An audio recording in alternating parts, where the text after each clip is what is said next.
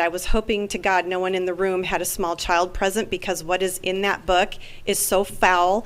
No young child should ever be reading it. It's indoctrinating and it's sexualizing children. Our community that was once preached love and acceptance to others has been hijacked by racial activists who are now pushing extreme concepts into society and specifically targeting children. If parents are allowed to decide whether or not books are deemed as inappropriate or too sexual or too lewd for the use of students, then this bill could put a ban on some of the most iconic and beloved pieces of literature in our public school system. This would be an incredible disservice to the students of Arizona, as books like these provide valuable insight into the human experience and promote discussion on tough but nevertheless meaningful subjects.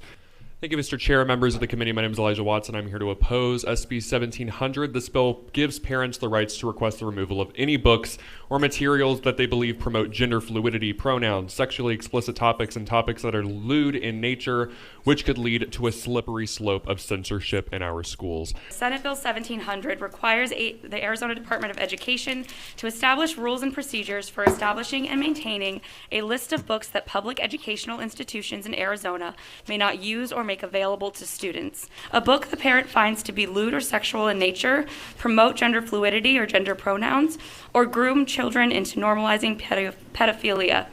ADE must review each submission and add the book if ADE agrees with the parent's findings. Books such as To Kill a Mockingbird, The Color Purple, The Great Gatsby, Of Mice and Men, all of these books contain themes and scenes which could be deemed as lewd or sexual and therefore could be banned. This would be an incredible disservice to the students of Arizona, as books like these provide valuable insight into the human experience and promote discussion on tough but nevertheless meaningful subjects. This bill also has the potential to heavily impact sex education instruction in our public schools, even if that is not the intent of the sponsor. By banning books or instructional materials that are deemed as lewd or sexual, it would be preventing necessary discussions about reproductive health, the need for consent in romantic and sexual relationships, and so much more. This is not only irresponsible, but it is extremely dangerous. I ask that the committee vote against this bill, and I'd like to welcome any questions. Firstly, promote gender pronouns as a phrase is pure nonsense. This is literally just the English language. We all have pronouns. I have pronouns. You have pronouns. If I refer to the chair of the committee as he, I am not sexualizing him. We all know what this really is. This is intended to prevent students from becoming aware that some of their instructors and peers may use pronouns other than what they might assume.